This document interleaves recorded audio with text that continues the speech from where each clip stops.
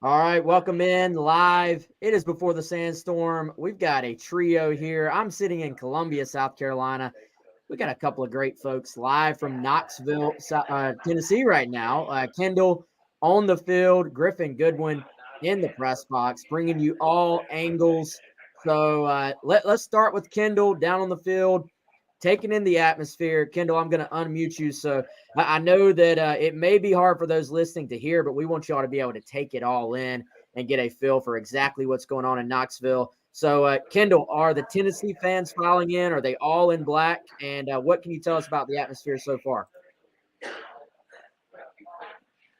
Well, hopefully you guys can hear me out here. I'm not sure if you can, but the fans are already out in full force. I'm standing with the South Carolina fan base behind me, but we're about an hour or so away from kickoff, and this place is pretty close to being full. I mean, there's still a few spaces to be filled in, but this is Tennessee's Super Bowl. They're ready for this. They've been geared up for this since last November. So these fans are pumped up. They're ready for the game tonight. And so far, the atmosphere is really good. I know it's going to be loud here. So a lot of pressure for South Carolina to kind of hold off, and definitely need for them to stay within themselves, stay in the moment, because it's not going to be easy in Rocky Top, guys.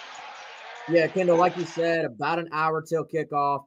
And let's go on over to the press box now and bring in Griffin Goodwin, our intern here at Gamecock Central. So, Griffin, as far as seeing the guys that may or may not be on the trip, I know obviously early in the week, Shane Beamer said he did expect Marion Brown to be able to play.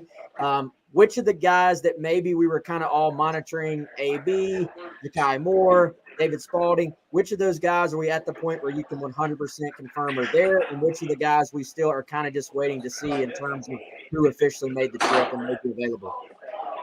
Yeah, so me and a couple of our buddies were at the Gamecock walk. We saw all the players coming in, and we were able to see AB, Spalding, and O'Donnell Fortune. Those guys are here, and I'm pretty confident that they're going to be able to play. Ja'Kai Moore was listed on the roster that was given to us when we first got to the press box, but we haven't seen him either at the Gamecock walk or on the field right now.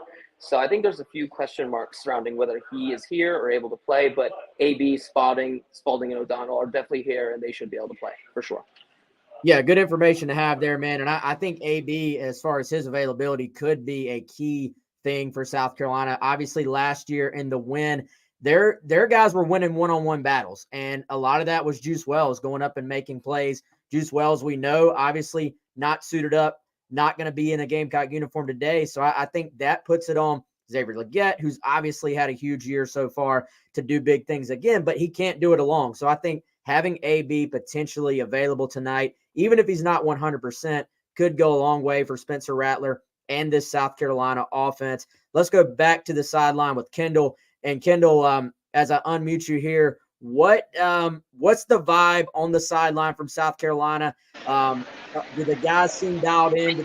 I know obviously you can only tell so much, but just maybe give us a little bit of what you've witnessed so far as they come out and start to get acclimated to the field about an hour before kickoff. Well, when South Carolina walked in during the Gamecock walk, they had a speaker going during their walk-in. It was great. They were playing some hype music. So the guys seemed like they were in the zone there. And then out here, I'm really only seeing special teams as of right now warming up on the field. Haven't had the chance to see some of those other guys, but I did see Shane Beamer out here on the field right after South Carolina arrived. He was laughing with some of the other coaches. He seemed loose. Seems like he was in a good mood today. So hopefully that rubs off on the rest of the team as well. But from what I could see of them coming in, from what I can see right now of the special teams out there on the field, they seem like they're pretty calm. They seem pretty composed. But also when they were walking in and they had that music going on, the players were definitely in the zone. So good stuff so far from my end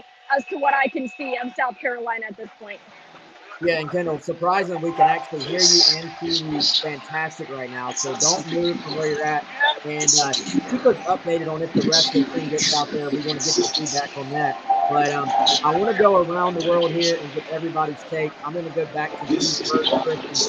Key player for South Carolina. Kendall and I always do this. Everybody picks one. So give us your key player for this game and put you on the spot. Nobody can say Spencer Rattler. So Rattler is obviously the easy answer. We all know Spencer Rattler is going to have a great day for South Carolina to win this game. So no Rattler. That's kind of the gimme. Griffin Goodwin, who is your player to watch who must have a great game for South Carolina this evening? Personally, for me, I think it's going to be Nick Emanwari because I think South Carolina is going to go with the same game plan on defense as they did against Mississippi State. That's stopping the run and also on offense trying to being able to run on the ground as well. But I think, there were a couple times where he got burned in the secondary. There's some big plays that Griffin had against us last week. So I think as long as, we're able to keep Tennessee's receivers in check, then, this can definitely be a very winnable game for the Gamecocks. As long as the Gamecock defense can kind of keep those explosive plays from happening, they can stay in this game. So, great pick. And obviously, we all saw what happened last week with the defensive secondary, giving up the long plays. And I think even if you give up a long ball or two today, as long as you're stopping the run the way South Carolina did last week against Mississippi State, you'll actually probably take that if you're the Gamecocks. So I'm going to go ahead and give mine. Then we'll go out to Kendall again. I'm going to say Stone Blanton. I thought Blanton had a great game last week. He obviously had a little bit extra being from Mississippi. He was committed to Mississippi State for baseball, and I think that game meant just a little bit more to him, and he responded with, I think, his best game as a Gamecock. I think they will need another game like that from him, from Debo Williams, that linebacking core. They're going to have to tackle these Tennessee running backs that are very good, very fast, and actually are some of the best in the SEC as far as their yards per carry so far this year. So another tough test for the South Carolina run defense tonight. And I think a good test as far as us continuing to learn just how good is this group going to be this year at stopping the run. Kendall, we go back out to you. Offense or defense, take your pick. Maybe you want to go special teams. I don't know. Who is your, person that just needs to play great for the Gamecocks? Well, I like what both of you guys said. I think the defense really needs to step up tonight for South Carolina. We saw the secondary struggle a little bit last week against Mississippi State. You don't want to get burned like that, especially in a game against Tennessee with Joe Milton at quarterback. We know how quick he is as well. So defense definitely needs to hold it down. But I'm going to go offense here. I can't say Spencer Rattler, so I'm going to say Xavier Luedecke. Spencer could throw great balls, but if no one's catching them, then where are you really going with that? So I think XL needs to have a huge game tonight for South Carolina. I think he will. He's been great all throughout the season, but he's that guy now for the Gamecocks receiving corps. He's done a great job, and I expect the same here at Neyland tonight. They're playing their Rocky Top music, guys. I'm starting to fade out. Yeah, so Rocky Top play number one of probably, I don't know, a trillion, a million, something like that. They will overplay it. If you're the Gamecocks, you certainly hope they don't have the opportunity to be playing it in celebration much tonight.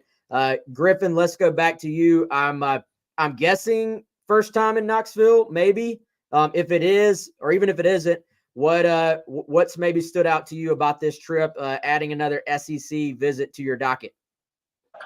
Yeah, I was going to say, this isn't just my first time in Knoxville. It's actually my first time in the state of Tennessee. I actually have a couple of roommates back at school who, are from the area. So they kind of gave me the lowdown before I came here.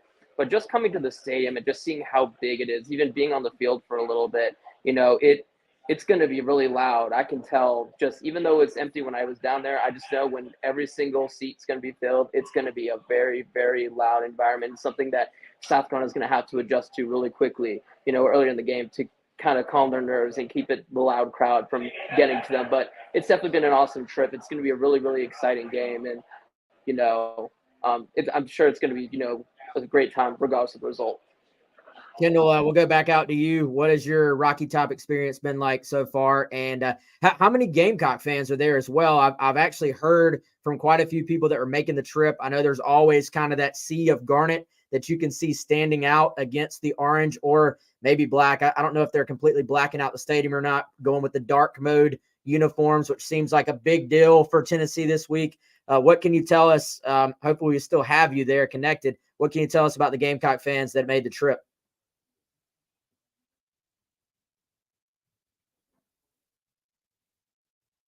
Do we have you, Kendall?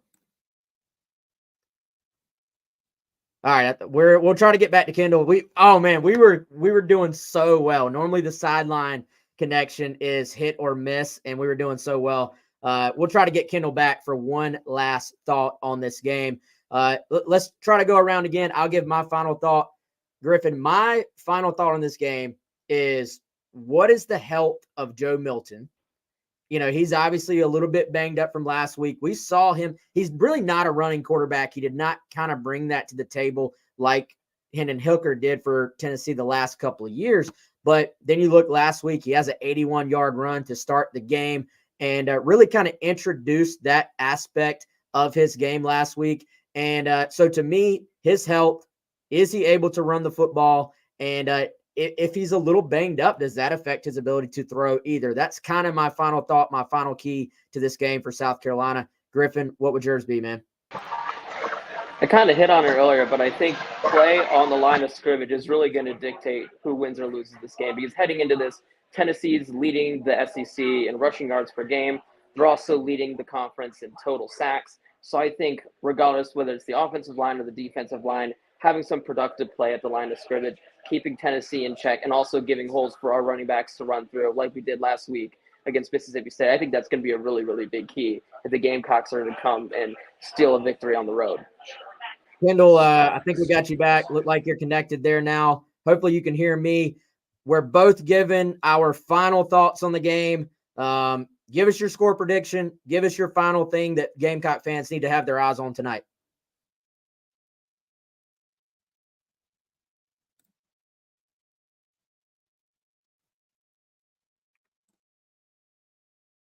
Hey, you're still muted, Kendall. It won't let me unmute you. You're going to have to unmute yourself. All right, we tried. We cannot hear Kendall. Let's try one more time. Kendall Smith, do we have you live from the sideline? We do not. It was a good effort. All right, guys, we're going to get out of here. Hopefully y'all have enjoyed this edition of Before the Sandstorm. Kendall, good effort. Griffin, appreciate you joining, man. Y'all enjoy I believe it's Kendall's second time in Knoxville. Griffin, your first time in Knoxville, first time in Tennessee. We appreciate you both checking in, man. Y'all enjoy the game. For everybody else listening or watching, go check out GamecockCentral.com. Live, complete coverage from Kendall, from Griffin, from Colin, from everybody. I believe is Jack there as well, Griffin? We got the whole crew. Is Jack there, or is he hanging out back at home? Okay, we got Jack there too. So we got a full crew. Check out complete coverage, GamecockCentral.com. Kendall is waving goodbye as well. Y'all just have to imagine it. There she is. She's waving goodbye. For Kendall, for Griffin, I'm Wes. Head on over to GamecockCentral.com.